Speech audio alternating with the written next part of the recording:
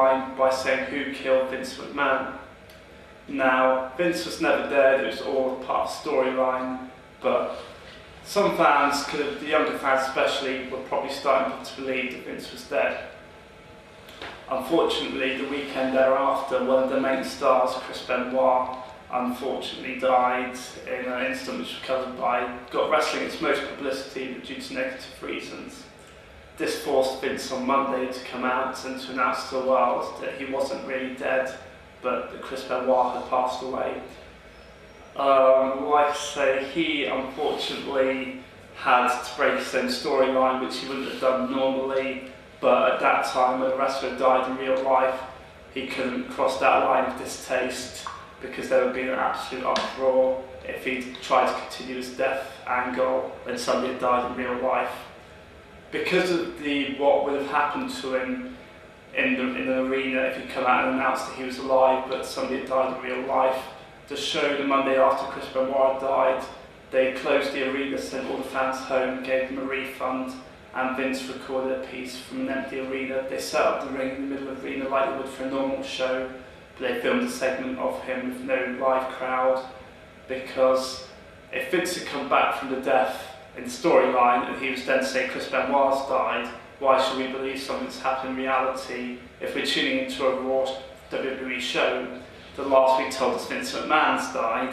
For Vince McMahon to come back, I'm alive but I'm telling you somebody else has died, then some of the fans maybe thought that was part of the show when it clearly wasn't, so he had to unfortunately blow the storyline. Another kayfabe term which I'll go on to is what we call a work in the business, and that is when we get fans to believe something that isn't true but helps the storyline. This can be anything from saying a wrestler's injured when he's not, to saying that the wrestler has really fallen out with somebody backstage and they hate each other when they really haven't, and that wrestlers and the wrestling promotion will work hard to make it seem as real as possible, and then once they got the fans believing, either slip the rug from underneath them or use that work to make a great match full of animosity and to have a good match and to never tell the fans that that wasn't work, although some fans will have worked it out by then. But then, unfortunately, by doing that in the wrestling world, again, we have a situation where now a lot of clued up wrestling fans, which are known as smarts. There's two types of wrestling fans. One's called a mark, one's called a smart. A mark is a wrestling fan that just believes that wrestling is still very much a legitimate entity. They enjoy watching their favourite wrestler. They really want their favourite wrestler to win every match, whether that's your John Cena's, your Randy Orton's, whoever that is. So that's more of like a Charles level. Yeah, see past there. Exactly. Although, surprisingly, you do have a lot of teenagers, grown men, that still follow that same mentality. But on the other hand, you've got what's known as a smart. Those are wrestling fans that want to know everything about what happens backstage, wrestlers' lives, so they're on Wikipedia, they're on the internet, posting on forums, they're getting tapes from wrestling promotions around the world to really increase their knowledge, and they want to be the one on the internet that knows everything about wrestling.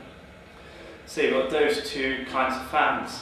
Now for the smarts, when there's a work happening, it's very much hard for them to believe it, because if they find out that one work's not reality, it's just something they've done as a storyline, when something isn't a work, they'll say, no, that's a work. So if something is happening in real life, they'll say, no, it's a work, that's not reality. They're just saying this to try and get you to believe it when it's not a real story. So because these lines have been blurred, it is very hard to get a smart wrestling fan to believe anything these days, which is the problem. We've gone, kayfabe needed to be broken to keep the audience, but we've now gone in a situation where I feel it's gone a bit too far the other way.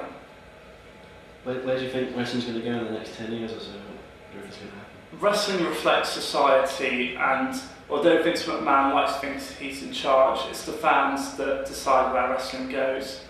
If he puts on a match which leaves him 2 million of his audience, in America they do ratings every 15 minutes. They'll calculate how many millions of viewers are watching wrestling. Then on Tuesday morning, Vince will be able to see the figures. This is why a lot of TV shows, especially in America, are very segmented now. and Raw is no exception to that. It'll be blocked in 15-minute blocks in between the adverts. So he'll be able to see clearly by looking at the ratings, what sections are getting the most ratings, and based on that, he'll change. Say next week, he maybe not run the storyline which got bad ratings the week before. So wrestling fans do dictate where wrestling goes. I think wrestling, without everything, it has a shelf life, unfortunately.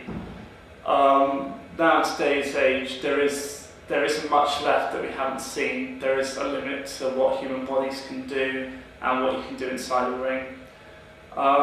Intelligent storylines and finding ways to entertain fans will prolong the business, but it will have to come to an end at some point. When the end will be, who knows? I'd say that we've at least got 10 to 20 years left of wrestling as we know it. But after it comes off, if it does come off TV, as we know it's a big media buzz around wrestling, I still think it will continue, but it will regress to how it started at a very much carnival level, without the media hype, just putting on shows in local towns for performance and the art of wrestling, rather than the storylines, the media side of things, which wouldn't altogether be a bad thing, I don't think. That's a good one. Who was your favourite wrestler when you were growing up, compared to it now? Understand.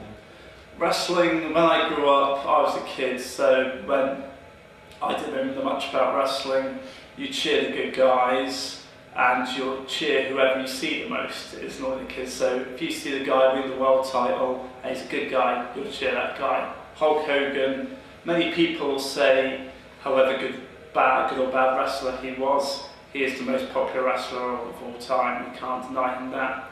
Although some fans will argue he was put into that spot, that he didn't deserve it on his talent, and that he was just right place, right time, and Vince McMahon used him well. But regardless of that, he's still the person that made it happen. So when I was growing up, I did like the guys who were on top of the card, the good guys beating the bad guys.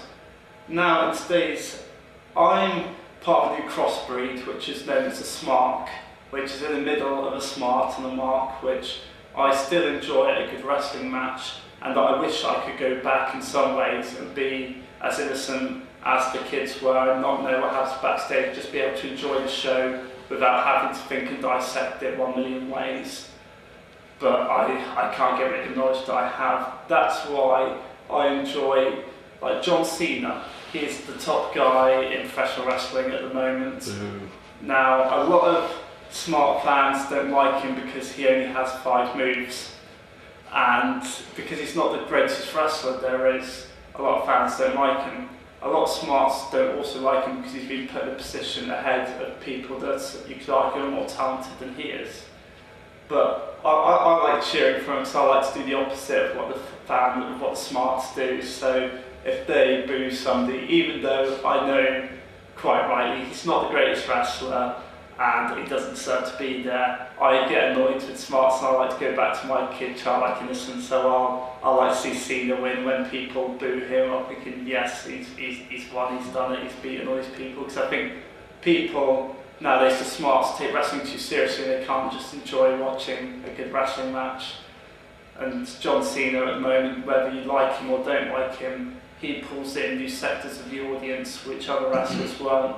John Cena is the world champion, well, has been a world champion and will be again this year, no doubt, because he pulls in segments of the market which are most lucrative, which are the child market, for anything from 4 to 12-year-olds. John Cena is their favourite wrestler.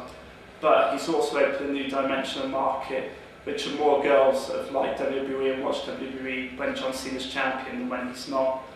And also it provides WWE with new marketing avenues that, because he's quote-unquote a good-looking guy, that he gets on the front cover of the girls' magazines like Cosmopolitan, Just 17, Teen magazines, Flip Chain towards young girls, that he brings those audiences in, which helps WWE build revenue and helps wrestling continue in the state that it is. So although I might think they're more talented guys, I know why WWE use him and I enjoy some of his work to an extent.